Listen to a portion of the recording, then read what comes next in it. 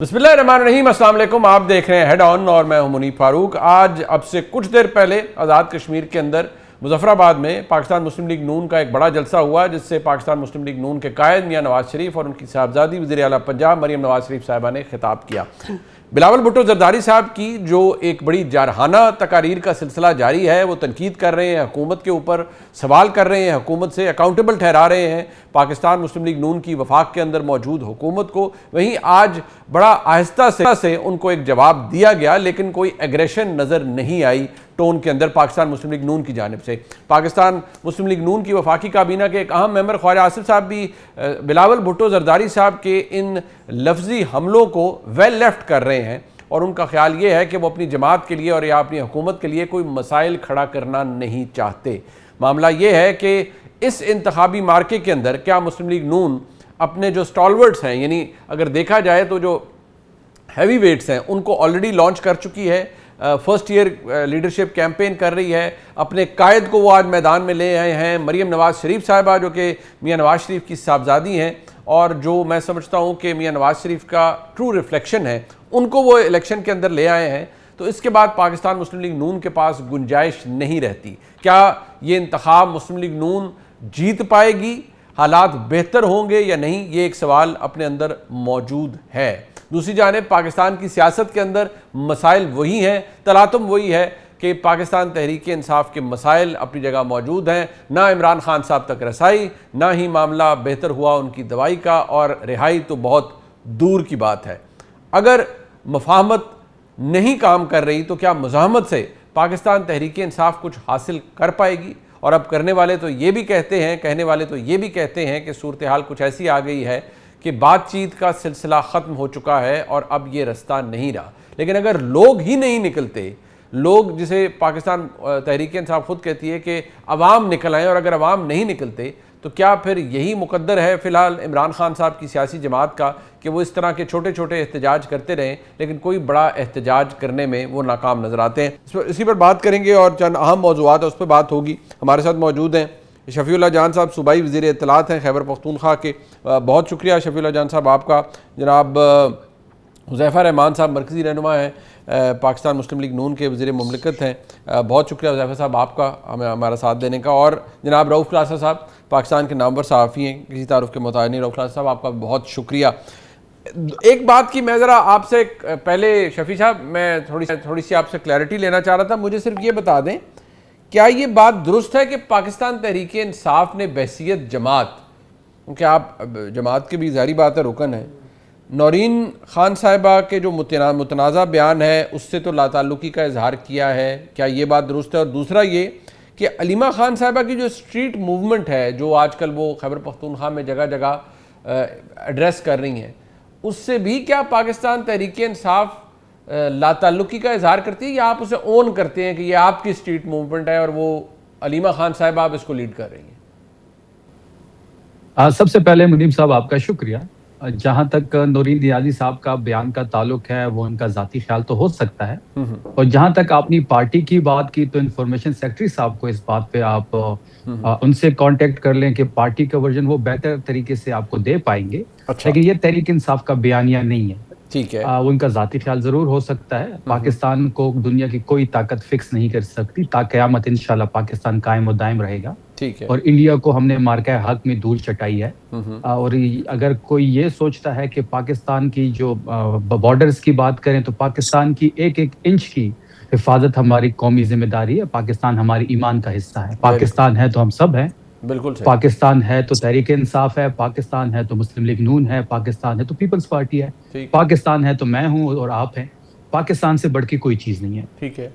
और जहाँ तक अलीमा आपा की आपने बात की, बिल्कुल हम उसको ऑन करते हैं। अलीमा आपा की जो इस वक्त वो डिफरेंट रैली से खिताब कर रही हैं खैबर पख्तूनख्वा में, अडियाला भी वो आती हैं, इमरान खान साहब के केसेस को भी फॉलो कर रही हैं। देखिए, इस वक्त जो भी इमरान खान साहब की बात कर रहा है, जो उसके लिए रैली निकाल रहा है, जो उसकी सपोर्ट में बात कर रहा है, तमाम लोगों की तारीफ भी बनती है, तमाम लोगों को सपोर्ट भी करनी चाहिए। बिल्कुल हम उसको ऑन करते हैं। ठीक। और ये जो जुनैद अकबर खान साहब का अपने वर्कर से, वोटर से, सबसे जो गिला है, इसको बहसीत, क्योंकि देखिए आप सूबाई वज़ीर इत्तलात हैं खैबर पख्तूनख्वा के, लेकिन आप जमात के भी रुकन हैं, आपके वज़ीर आला भी उसी जमात की वजह से वज़ीर आला हैं, आप भी उसी जमात की वजह से वज़ीर इत्तलात हैं। तो क्या आपको मायूसी होती है कि अब लोगों में वो जोश जज्बा या वलवला नहीं रहा जो कभी था इमरान खान साहब की रिहाई के लिए? लोग आपका वोटर सपोर्टर वर्कर थक चुका है, क्योंकि जुनैद अकबर खान साहब जो सूबाई सदर हैं खैबर पख्तूनख्वा के PTI के, उनको ये गिला है अपने वोटर सपोर्टर से। देखिए, जहां तक तहरीक इंसाफ की वर्कर का ताल्लुक है, वो नहीं तका और ना वो तकना जानता है। आपने जब भी देखा होगा कि जब भी कॉल की गई है, हमारा वर्कर रोड पे होता है और जो भी हदफ हम लीडरशिप देती है, उस हदफ पे वो पहुंच जाते हैं। ठीक है। जो जुनैद साहब की स्टेटमेंट की आप बात कर रहे हैं, वो शायद आप थोड़े अलग एंगल से उसको देख रहे हैं। अच्छा। उनके कहने का जो उनके एक बात किसी हद तक ठीक भी है कि आपने देखा होगा कि जब सवाबी में धरना हुआ, जब CM साहब को रोका गया या फिर अडियाला की बात हुई, आप जुनैद अकबर खान साहब से उससे पता कर लें, इवन आप मेरा फोन चेक कर लें, हमें हजारों मैसेजेस आते हैं। अच्छा। लेकिन जो मैसेजेस करते हैं वो खुद ग्राउंड पे मौजूद नहीं होते। अच्छा। तो जुनैद अकबर खान साहब का एक हद तक उनकी बात ठीक है, लेकिन हमारा वर्कर और वो हमारी ताकत है। हमारा वर्कर कभी भी पीछे नहीं हटा। जो भी टारगेट दिया गया, वर्कर वहां पे पहुंचा है। आम आवाम को निकलना होगा, आम आवाम से भी निकलने से ही बात बनेगी। देखिए, पूरा पाकिस्तान इमरान खान साहब के साथ है। 90% हमारा ये मानना है, 90% पाकिस्तानी जो हैं वो इमरान खान साहब के साथ हैं। अगर 90% पाकिस्तानी इमरान खान साहब के साथ हैं तो रोडों पे फिर 90% नजर भी आनी चाहिए। तो जुनैद अकबर खान साहब के कहने का मकसद ये था। ठीक है, यानी कि आप भी तस्लीम कर रहे हैं कि आपका वर्कर तो थकता नहीं है, लेकिन आम आवाम को निकलना होगा। आम आवाम नहीं निकलते इमरान खान साहब के लिए, नहीं निकल रहे, और जब तक वो नहीं निकलेंगे तो हुज़ैफ़ा रहमान साहब की हुकूमत को कोई ख़तरा नहीं है। तो हुज़ैफ़ा रहमान साहब वो तो निकलेंगे नहीं, क्योंकि वो तो अब तहरीक इंसाफ खुद कह रही है। आप ही चलें, थोड़ी सी गुंजाइश पैदा कर लें, कोई हालात बेहतर कर लें।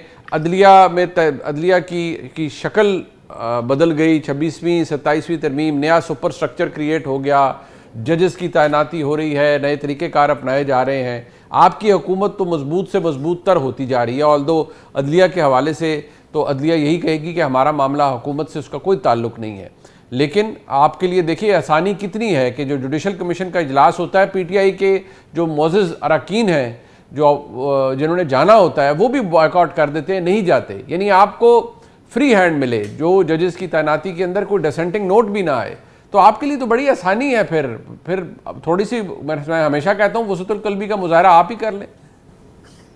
जी शुक्रिया मुनीब साहब। गुजारिश ये है कि पहली बात तो आज शफी जान साहब ने जो कहा कि आवाम को निकलना होगा और आवाम नहीं निकल पा रही, तो मैं अक्सर औकात तहरीक इंसाफ के दोस्तों के साथ टॉक शोज़ में यही बात करता हूँ कि इलेक्टोरल सपोर्ट तो तहरीक इंसाफ के लिए मौजूद होगी, अच्छा, लेकिन वो इलेक्टोरल सपोर्ट जो है वो स्ट्रीट पावर में कन्वर्ट नहीं हो सकी। तहरीक इंसाफ के दोस्त नाराज़ हो जाया करते थे, लेकिन आज ये खुद मान रहे हैं। जाहिर है जो आपके सपोर्टर या वोटर होता है वो तो आपके साथ होता है और निकल आता है, लेकिन जाहिर है अगर आपने मासिस को जो है वो सड़कों पे मोबिलाइज करना है, वो तभी होता है जब आपके पास स्ट्रीट पावर हो, स्ट्रीट मूवमेंट हो, और अवामी जमे गफीर आपके साथ मौजूद हो। ठीक, वो जाहिर है तहरीक इंसाफ खुद इस बात को अब समझ रही है कि सूरत हाल वैसी नहीं है जिस तरीके से बयान की जाती है। ठीक। दूसरा जो आपने फरमाया कि बिल्कुल जुडिशल कमीशन के अंदर उसकी फॉर्मेशन चेंज हुई, लेकिन पहली मरतबा उसके अंदर पार्लियामेंटेरियंस को शामिल किया गया। अपोजिशन के लोग भी उसमें मौजूद हैं, हुकूमत के लोग भी उसमें मौजूद हैं, लेकिन सबसे बड़ी अक्सरियत उसमें जुडिशरी की मौजूद है। ठीक है। अगर जुडिशरी किसी नाम को लेकर आती है और वो जज बन जाता है तो उसका हरगिज़ मतलब नहीं है कि हुकूमतों की मुखालफत का सामना नहीं करना पड़ा। हाँ, अगर जुडिशरी हुकूमत के किसी मौक़िफ़ से इख्तलाफ कर रही हो और तहरीक इंसाफ के दोस्त उस मौक़िफ़ को सपोर्ट करें और वहाँ पर वोट दें, तो भी हुकूमत को कोई एतराज़ नहीं होगा। ठीक है। तो ये कहना कि हुकूमत अपनी मर्जी के जजेस लगा रही है या हुकूमत को कोई मुखालफत का सामना नहीं है, ऐसा हरगिज़ नहीं है। जुडिशल कमीशन की फॉर्मेशन अगर आप देख लें, 13 लोगों में से 5 लोग तो जजेस हैं उसके अंदर, और उसके अलावा एक अटॉर्नी जनरल है जो पहले भी हुआ करते थे, एक वजीर कानून है, तो 7 लोग तो ये हो गए। बाकी 5 पार्लियामेंटेरियन अगर उसके अंदर मौजूद हैं तो वो जाहिर है कल कला मुमकिन है कि तहरीक इंसाफ की हुकूमत हो और तहरीक इंसाफ को जो है ये मेजोरिटी मैसर आ रही है। और जो एक नुकता था 2008 में चार्टर ऑफ डेमोक्रेसी के वक्त, बानी तहरीक इंसाफ ने ये बात रखी थी कि पार्लियामेंट की मंजूरी के बाद जजेस की तैनाती होनी चाहिए, क्योंकि पार्लियामेंट तमाम इदारों की माँ है और ज़ाहिर सुपरमेसी ऑफ पार्लियामेंट होनी चाहिए, ना कि सुपरमेसी ऑफ जुडिशरी होनी चाहिए। तो एक तो बात ये है। दूसरी बात है कि बानी तहरीक इंसाफ की, मुझे नहीं पता कि आपने जो सवाल किया उसमें आपका मकसद उनकी रिहाई से मुतालिक मेरा जी मौक़िफ़ थोड़े जानना था नहीं या चले, रिहाई तो उनकी बात की मुलाकात? बात है ना, थोड़ी सी सहूलतें, गुंजाइश, मुलाकात, इलाज, ये इसकी बात सहूलतें कर रहा हूँ। देखिए, जी, जी। देखिए, गुज़ारिश ये है कि मैं फिर आपको गुज़ारिश करूँ कि जो एहतजाज है, जलसे हैं, अगर ये किसी सियासी जमात ने अपनी मकबूलियत के ज़ोर पर करने हों, तो ना उसे एनओसी की ज़रूरत होती है, ना उसे कर्फ्यू रोक सकते हैं। अब के साथ हो, वो ठीक एनओसीज़ भी आपको मिल जाया करते हैं, और अगर उन्होंने साथ हो तो एनओसी आपकी राह में रुकावट नहीं बन पाते। अवामी मकबूलियत इतनी बड़ी चीज़ होती है।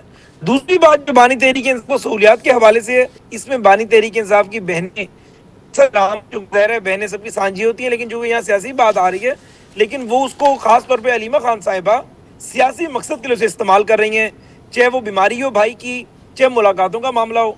अब हमें तहरीक इंसाफ के दोस्तों ने ही बताया था, शफी जान साहब या बाकी दोस्तों से पता चला ठीक टॉक है शोज के जरिए कि भाई नौरीन नियाजी साहिबा को मुलाकात के लिए कहा गया था। तो ठीक भाई है अगर मुलाकात के लिए आपको किसी ने कन्वे कर दिया था, ठीक तो है, तो आप फिर भी अपनी तरफ जरा रिजिडिटी को कम करते और मुलाकात कर लेते। अच्छा चले, लेकिन नहीं, मैं क्योंकि इसके जब ऊपर अलीमा थोड़ा सा खान साहिबा को ये अंदाजा थोड़ा सा मैं इसको आगे जब लेके अलीमा चलता हूँ। खान साहिबा को ये पता चला, आखिरी बात, जी अलीमा खान साहिबा को जब अंदाजा हुआ कि अगर हमारी मुलाकात हो गई एक भी बहन की और वेलबींग उसने जान ली, जो हमने बयानिया एक बनाया हुआ है कि सॉलिटरी कन्फाइनमेंट में रखा हुआ है और सूरत हाल ऐसी है, वो सारा बयानिया हमारा दब जाएगा, तो उन्होंने कहा नहीं, हम भाई से मिलते नहीं है, इनडायरेक्ट वे में हमें उनकी वेलबींग पता चल रही है, और ठीक, यूं उन्होंने उस ये जो आपने फरमाया हुदैफा साहब, ये अपनी जगह, मैं एक बात जो फैमिली भी सियासत ठीक है ठीक है, मैं जरा इसको नहीं थोड़ा दे सा दी। आगे लेके चलूंगा। मैं क्लासेस साहब एक बात, पहले तो हम इस बात को डिसाइड यहाँ जरा, ये मैं चाहूँगा आप अपना ओपिनियन देखिए, बताइएगा हमें कि ये बात तो अब खुद तहरीक इंसाफ ने मान ली,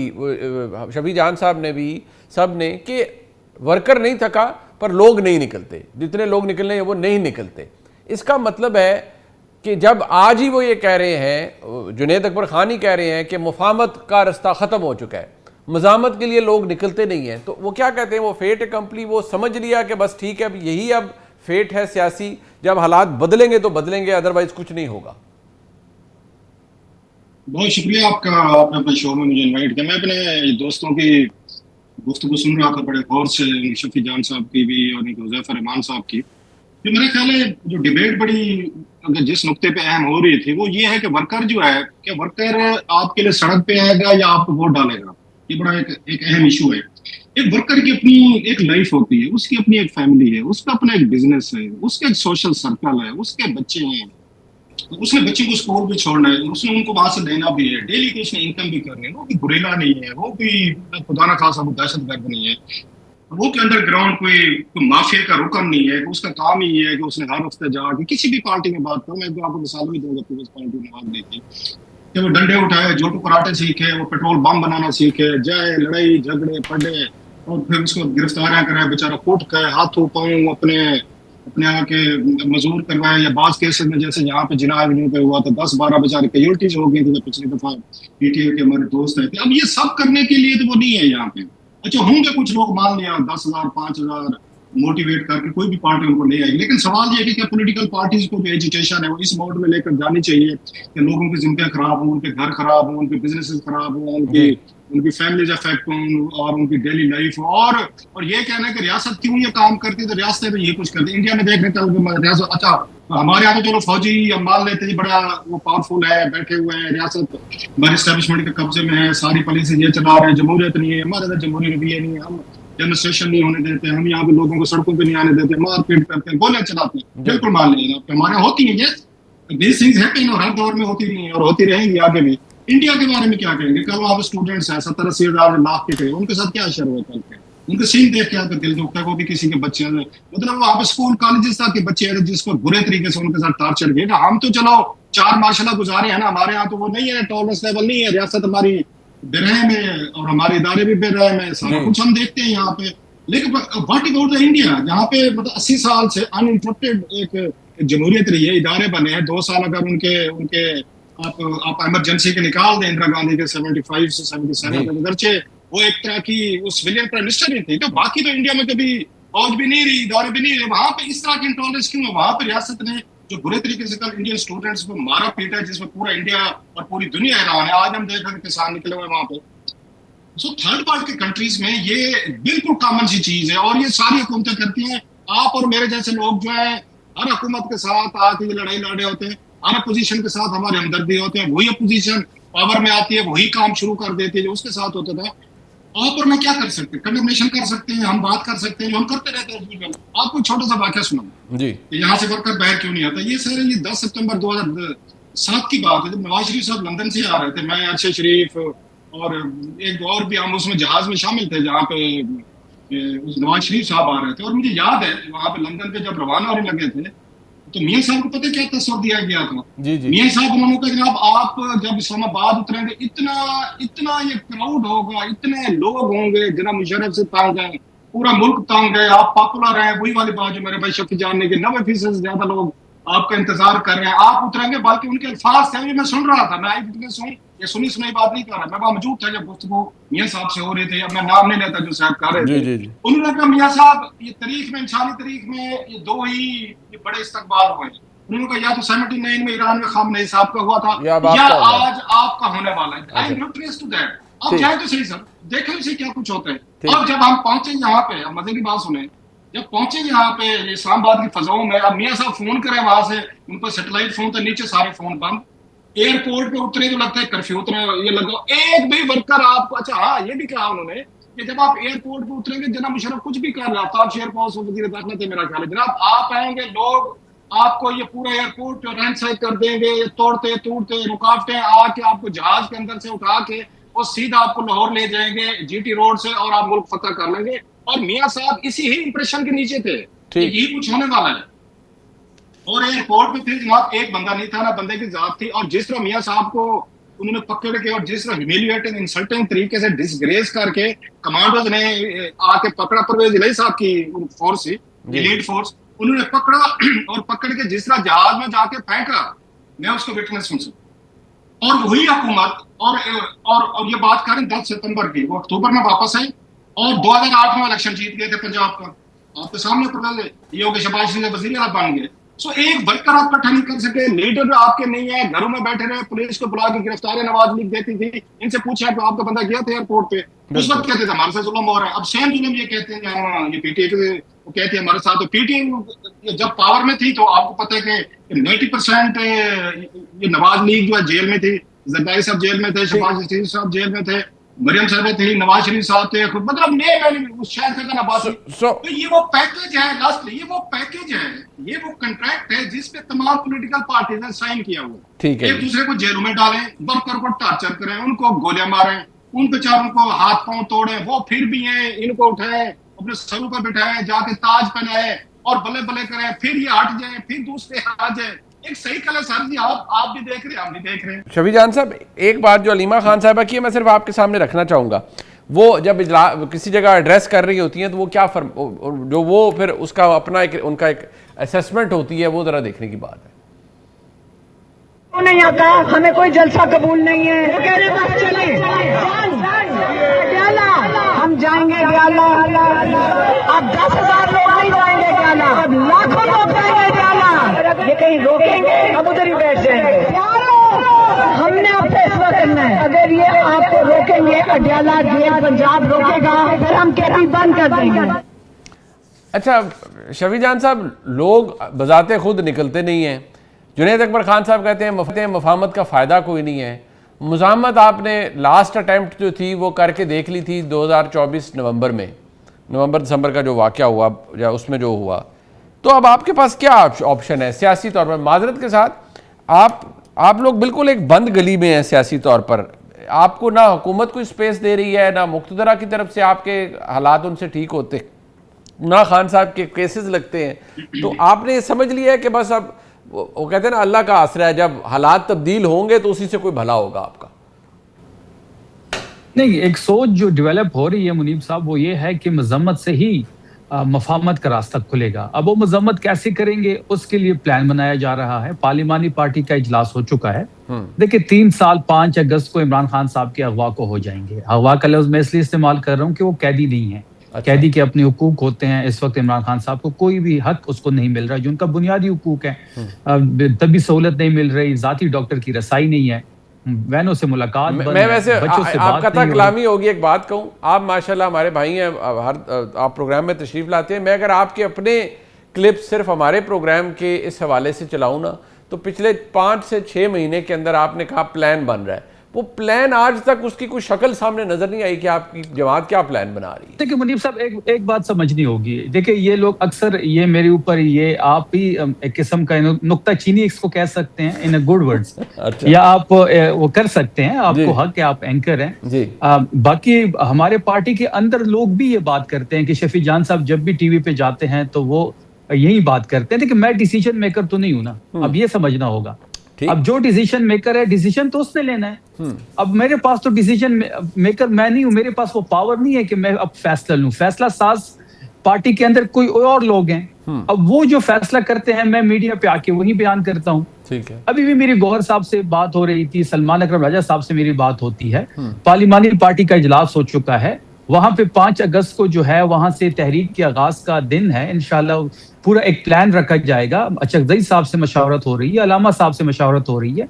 अब वहां से जो चीज कन्वे होती है मैं तो उसी अकॉर्डिंग आपसे बात करता हूँ। डिसीजन मेकर मैं नहीं हूं। अगर आप मेरे पे ये नुक्ताचीनी करेंगे तो ये ज्यादा होगी थोड़ी सी। मैं आप पे नुक्ताचीनी नहीं कर रहा, मैं आपको सिर्फ ये अर्ज कर रहा हूँ।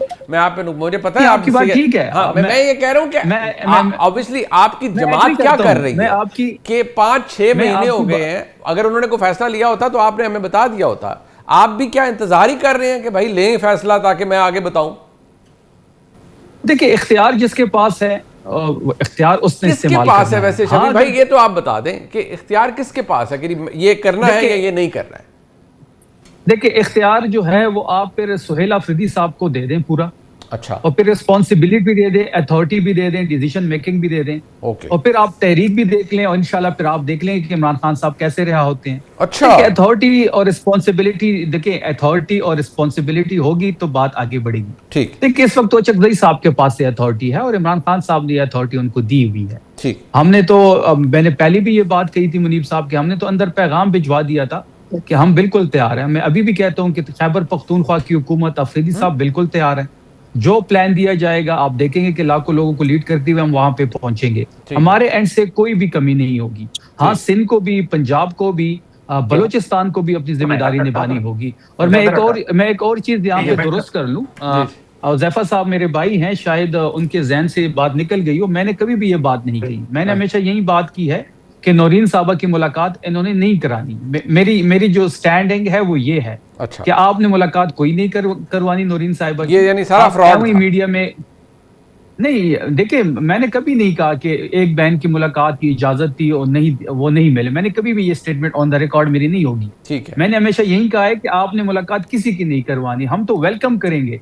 आपने नौरीन बीबी की मुलाकात करनी है, आपने बैरिस्टर सैफ की मुलाकात करनी है, आपने बैरिस्टर गौहर की मुलाकात करनी है, आपने सीएम साहब की मुलाकात करनी है, अलामा साहब की करनी है, चकजई साहब की करनी है, हमारे किसी कारकुन की करनी है, हम उसको वेलकम करेंगे।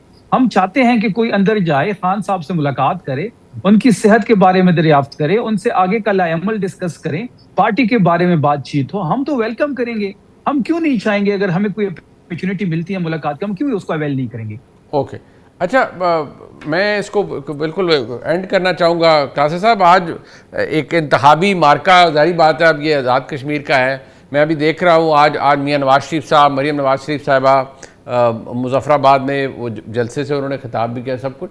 आपको लगता है कि वहाँ तो एक बिल्कुल लिमिटेड एंट्री थी, मियाँ साहब गए, मरीम बीबी अलील थी वो नहीं जा सकी, लेकिन आपको लगता है कोई फ़र्क पड़ेगा यहाँ इस इतनी, जैसे कहते हैं ना PMLN, इससे ज़्यादा तो और किसको ले जाए? मरीम नवाज शरीफ वहाँ चली गई, जनाब मियाँ नवाज शरीफ साहब चले गए, तो फ़र्क पड़ेगा?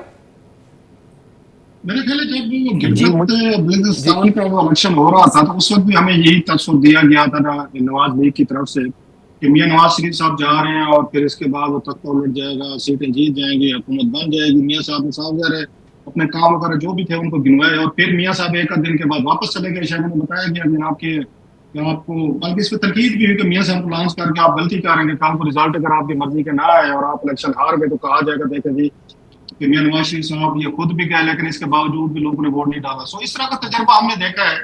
गिलगित में तो काम हो चुका है कि मियाँ साहब के जाने से बहुत बड़ा फर्क नहीं पड़ा। ठीक है, वो 4-5 सीटें वगैरह जो उन्होंने ली हैं ठीक। तो सेम मैं समझता हूँ कश्मीर में भी, अगरचे वो ये कहेंगे कि कश्मीर के हवाले से माजी में उनकी हुकूमतें भी रही हैं, उनकी पार्टी ज्यादा स्ट्रांग भी रही है, प्रेजेंस भी बढ़ी है उनका कश्मीर के हवाले से, वो अपना जो भी दावे वगैरह उनके रहते हैं सेटलमेंट करने की कोशिश की, हल करने की कोशिश की, सो उनके उनके क्रेडेंशियल्स कंपैरेटिवली कश्मीर में बेहतर है अगर देखा जाए। लेकिन हैविंग सेड ऑल दिस, उनके जो मिनिस्टर है जो बात वो कहते हैं, बिलावल कह रहे हैं कि ख्वाजा आसिफ साहब के बयान हैं या दीगर बुजुर्ग के जो बयान हैं, तो मेरा ख्याल है वो इतने वो अननेसेसरी थे, इतने वो गुस्सा दिलाने वाले थे कश्मीरियों को कि मियां साहब का जाना ना जाना तो बहुत बड़ा डेंट नहीं पा सकेगा। बल्कि बिलावल की अगर आप देखें तकरीरें जो हैं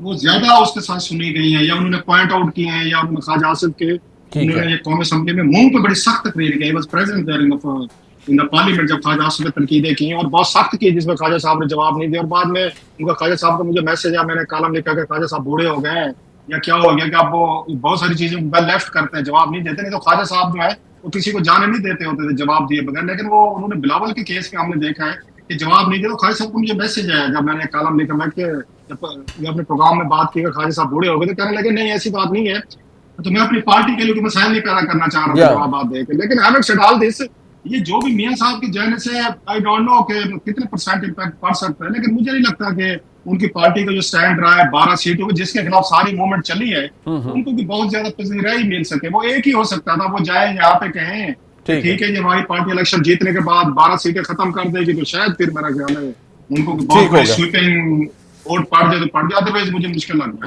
है। मैं शुक्रिया अदा करूंगा जनाब हुज़ैफर रहमान का, शफीउल्लाह जान साहब का और रऊफ क्लासा साहब का। इस वक्त मेरे साथ मौजूद हैं जनाब एयर कॉमोडोर रिटायर्ड जनाब खालिद चिश्ती साहब। बहुत शुक्रिया सर आपका। सर सबसे पहले क्योंकि बहुत कुछ हो रहा है और आप हमेशा कहते हो आपकी रहनुमाई हम लेते रहते हैं, सबसे पहले तो इरानियन इंटीरियर मिनिस्टर का पाकिस्तान आना, उनकी मुलाकात फील्ड मार्शल से हो गई है, प्राइम मिनिस्टर से हो रही है, ये क्या सिग्निफाई करता है? कुछ हो रहा है, नेचुरली पाकिस्तान का स्टेक तो इसके अंदर है, we have played our part, but अब एग्जैक्टली क्या हो रहा है? इस मीटिंग की या इस विजिट की सिग्निफिकेंस क्या है?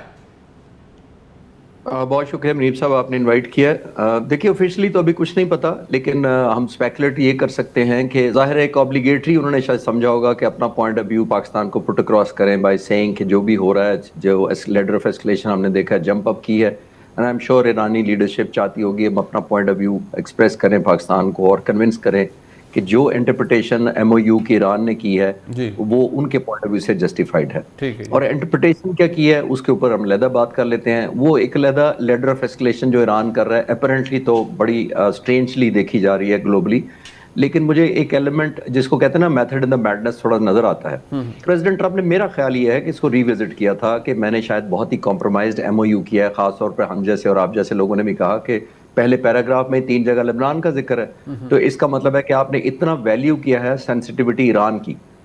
उसके बाद मुझे लगता है उन्होंने रिव्यू किया, जिसका मतलब है आपको याद होगा कि शुरू में बातें करते थे कि 36 बिलियन रिलीज होंगे, फिर 24 बिलियन हो गया रिलीज करेंगे, फिर 12 बिलियन हो गया, फिर उन्होंने कहा कि कोई हम पैसे दे ही नहीं रहे। ट्रस्ट डेफिसिट मुनीब साहब तब हुआ जब मेरा ख्याल है कि ईरान ने कनाइवेंस किया ओमान को और मिडल ईस्ट के ममालिक को कि जो स्टेट ऑफ हॉर्मुज़ है ईरान तो नहीं खोलने दे रहा, लेकिन ओमान जो अपनी कोस्ट की साइड है, जो सदर्न साइड है, वहां से शिपमेंट को गुजरने दे, ताकि ईरान का वो जो एक अजारादारी कह लें या उसका एक ऑलमोस्ट मैनिफेस्ट कर रहा है अपनी कंट्रोल, वो ब्रेक किया जा सके। अगर वो ब्रेक हो जाता तो ईरान को पता है कि उसका कंट्रोल लीवरेज खत्म हो जाता बातचीत का। तो आपने देखा कि वो उसने नाकाम किया बाय हिटिंग इवन कतर और सऊदी अरब के टैंकर्स को भी हिट कर दिया बाय सेइंग ईरान ने अपनी तरफ ये कोशिश की कि चाहे आप यहाँ से या वहाँ से रिट मेरी ही होगी। ये दूसरी एक और एलिमेंट भी हुआ, ये ईरान समझा कि ये ब्रीच ऑफ ट्रस्ट अमेरिका ने किया है। मुझे ऐसा लगा, ये मेरी अपनी इंटरप्रिटेशन है, कि ईरान को लगा कि यहाँ पे मेरे साथ हर जगह पे गुड कॉप बैड कॉप खेला जा रहा है। अब ऐड करें थोड़ा सा हिस्टोरिकली, मैं सॉरी थोड़ा सा लंबा जवाब इसलिए दिया कि हम हिस्टोरिकली कनेक्ट कर पाएं। 2013 नवंबर में JCPOA साइन हो गया था इंटरिम एग्रीमेंट, उसके 25 महीने बाद दिसंबर 2015 में फॉर्मल हो गया।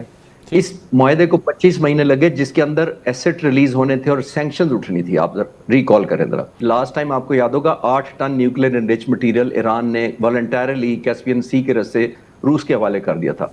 तो अब तो सिर्फ 400 किलोग्राम की बात हो रही है, तो 8 टन जब दे के भी उसको कंपनसेशन नहीं मिली तो एक ट्रस्ट डेफिसिट है। और मोस्ट इंपॉर्टेंट, जब आप बाद में बात करना चाहेंगे, मैं यहाँ पे क्लोज करूंगा कि जो ईरानी अभी जो जनाजा हुआ खामेनेई साहब का, उसका जो रिस्पॉन्स वो शायद ईरानी लीडरशिप पे एक और कर्ज चढ़ गया है, उसकी कहेंगे तो मैं बाद में बात करूँ। ठीक, अच्छा, सिंस आपने उसको you brought it up sir, तो एक तो ये बताइए कि ये जो फिर जो रिएक्शन अब आ रहा है ईरान की जानिब से, उसने अपेरेंटली जो जिन्होंने इसके अंदर इंटरलॉक्यूटर्स थे, obviously Qatar played a part, but Qatar is also annoyed with Iran now. UAE की तरफ से रोज़ वहाँ की फॉरेन मिनिस्ट्री स्टेटमेंट्स इशू कर रही है कि सैनिटी वापस आए या नहीं, सीज फायर हो या हालात बेहतर हो। Qatar is apparently very upset with what the Iranians are doing. So ये इंडेटेडनेस है टूवर्ड, या उस भार है उस फ्यूनरल का which you have just pointed out, जिसकी वजह से ये एग्रेशन है, और क्या is it a cost to bear जो ईरान कर रहा है बाय एंटेगनाइजिंग एवरीबडी? जी, मैं जनाजा से लिंक करके मैं दोबारा कनेक्ट करता हूं कतर पे। जी, जनाजा देखिए मुनीब साहब जो हुआ है वो जाहिर है कई मिलियन लोग थे, इसमें तो कोई शक नहीं है। ये एक ऑब्लिगेशन लीडरशिप पर, मुश्तबा खामनाई पर ये आई है। उन्होंने खुद भी कुर्बानियां दी, अपनी बीवी की, बहन की, बच्ची की, ये वालिद भी, और ये सारा देने के बाद ईरानियों ने एक एलिमेंट ऑफ सिंपथी उनकी तरफ एक्सटेंड किया, क्योंकि अहले तशी तमाम जो कुर्बानियां देने में जाहिर है बहुत प्राउड हैं, तो होना भी चाहिए। वो इन पर एक कर्ज हुआ, नंबर 1। दूसरा, आप एक और अग्री करेंगे कि उससे पहले वालिद साहब उनके 36 साल से स्पिरिचुअल लीडर थे, उन्होंने कई सुदूर देखे होंगे और चले गए, लेकिन इनका इतना एक्सपीरियंस नहीं है। इन्होंने अपनी क्रेडिबिलिटी मुनीब साहब अर्न करनी है थ्रू दिस वॉर। जब ये जंग खत्म होगी तो डिपेंड करेगा कि मुज्तबा खामनाई साहब की कितनी एक्सेप्टेबिलिटी ईरानी लोगों में और ईरान से बाहर लेने वाले जो अहले तशी हैं उनकी नज़र में कितनी है। तो आई थिंक ये एक ऑब्लिगेशन है। अब आखिर में मैं कतर से इसलिए कनेक्ट करना चाहूंगा कि देखिए ईरान ने बुनियादी तौर पर यह मैनिफेस्ट किया है कि चाहे हमारा कोई दोस्त मुल्क, चाहे हमारा जो हमदर्द है वो करे, लेकिन स्टेट ऑफ हॉर्मोज पे जीरो टॉलरेंस है, क्योंकि ईरान को पता है कि ऐसा ये न्यू फाउंड लीवरेज है कि आने वाली कई दिहाइयों में इस पोजीशन पे ईरान मेरा नहीं ख्याल कभी आ सकेगा। जिसका मतलब ये है 20,000 अपने टारगेट्स तबाह करवा लिए, मुख्तलिफ किस्म की अलग बात हो सकती है। दूसरी तरफ president Trump most unpopular president है वॉर पॉइंट ऑफ व्यू से। तीसरा, वर्ल्ड इकोनॉमी हॉस्टेज बनी हुई है। चौथा, इन्होंने जो मैनिफेस्ट कर दिया स्टेट ऑफ हॉर्मोज का अपने हाथ में, ये रोजाना करना बड़ा चैलेंजिंग होता है। तो ये सारी डायमेंशन को कन्वर्ज करें तो ईरान उसको वैल्यू एडिशन में कन्वर्ट करना चाहता है। मैं उसको सपोर्ट नहीं कर रहा, मैं एनालाइज करना चाह रहा हूँ।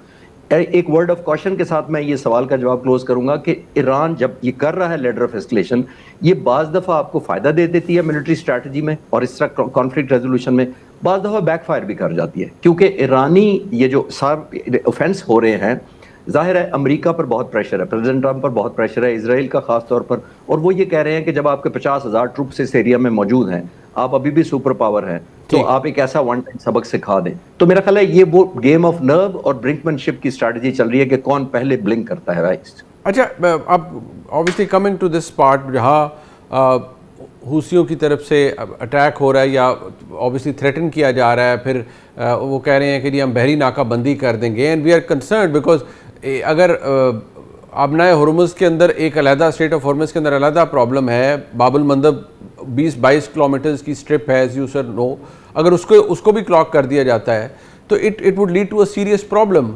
ये it is another escalation, another problem, because बहुत से जो हम देखते हैं लोगों के ज़हनों में ये सवाल है कि ये एक कॉन्फ्लिक्ट हम ईरान और अमेरिका का तो समझने की बहुत से दोस्त कोशिश कर रहे हैं, ये क्या is it connected to this conflict के ईरान पेट्रनाइज करता है हुसियों को and they are somehow exporting them और helping them to attack Saudi Arabia? ये मुनीब साहब बहुत अच्छा सवाल है। वो इसलिए कि देखिए बुनियादी तौर पर यूक्रेन रूस की जंग ऑलमोस्ट 5.5 साल से हो रही है, दुनिया को कोई खास कंसर्न नहीं है, क्योंकि डायरेक्टली दुनिया इफेक्ट ही नहीं हुई। हम खबरों में सुन लेते हैं और थोड़ी देर बाद भूल जाते हैं कि क्या डेवलपमेंट हुई है, लेकिन ये एक ऐसी जंग थी जिसने एक न्यू फाउंड लीवरेज दिया ईरान को स्टेट ऑफ हॉर्मोज की शक्ल में। अब जब ये मिला है, जैसे मैंने कहा कि हर 2 साल 4 साल बाद एक लॉन मोइंग की तरह वो अमेरिका आके एक मशीन चला दे, इनकी बिल्डिंगें तबाह कर दे, मिसाइल टेक्नोलॉजी तबाह कर दे। ईरान को ये पता है इट इज आइदर नाउ और नेवर, बिकॉज वो मेरा नहीं ख्याल, और ऊपर से मैंने आप पिछले सवाल के जवाब में अर्ज किया कि लीडरशिप एलिमिनेट हुई है, वो एक एंगर और रिवेंज एलिमेंट बहुत ज्यादा एडेड है इस वक्त लड़ाई के अंदर। ठीक, और आपको लगता है कि हमारी जो पोजीशन है, पाकिस्तान की ऑब्वियसली जो पोजीशन है इस पूरे मामले के अंदर, अब ये जो एक I would say renewed attacks हैं या इतनी एस्केलेशन है हमारी तरफ से, एक शुरू में मैंने देखा कि पाकिस्तान की जानिब से शायद रीच आउट किया, पाकिस्तान की फॉरेन मिनिस्ट्री ने एक स्टेटमेंट इशू किया, but there is no more an aggressive diplomacy, कुछ शटल नहीं हो रहा कि यहाँ से कोई पाकिस्तान से जा रहा है ईरान या कोई अमेरिका से रब्ता हो रहा है. Have we officially taken a back seat to this conflict, या is there something that is happening but it's not before the cameras और it's not in the public eye? देखिए, पहले थी एक रूटीन जिसको एक नॉर्मल जंग कहते हैं, जिस तरह की जंगें होती हैं. अब ऐड हो गया है एक एलिमेंट ऑफ एंगर, एक एलिमेंट ऑफ डिस्ट्रस्ट और ज्यादा हायर लेवल पे चला गया है. और ऑन टॉप ऑफ दैट इस वक्त ये हो गया है, जब पहले जंग हुई थी तो एक वॉर ट्रॉफी नजर नहीं आती थी. ओवरऑल था कि न्यूक्लियर होगा, रजीम चेंज होगी, होसीज प्रॉक्सीज को ब्रेक लगेगी, state of Hormuz one of them. अब मुझे लगता है कि स्टैंड अलोन जो स्टेट ऑफ हॉर्मुज का कंट्रोल ले गया वो जंग जीत गया.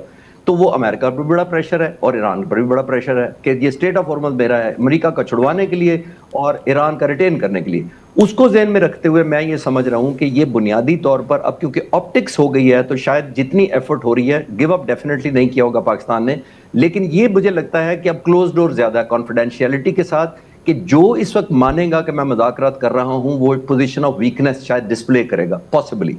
तो इसको ज़हन में रखते हुए मेरा ख्याल है दोनों ममालिक एंगेज जरूर हैं. प्रेसिडेंट ट्रंप ने आपने देखा है कि उन्होंने नफरत का एलिमेंट जंग में खुद ही डाल दिया जब उन्होंने इतने शहीद किए. सो मच सो कि उन्होंने बहरी जहाज़ों का कहा कि हमने कैप्चर नहीं किए, हमें डबोने में मजा आता है.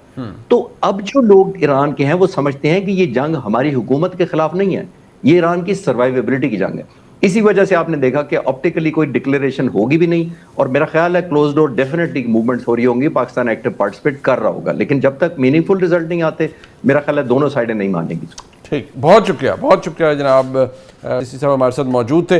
प्रोग्राम आपने देखा, जिसका फीडबैक जरूर दीजिएगा. देखने का बहुत शुक्रिया.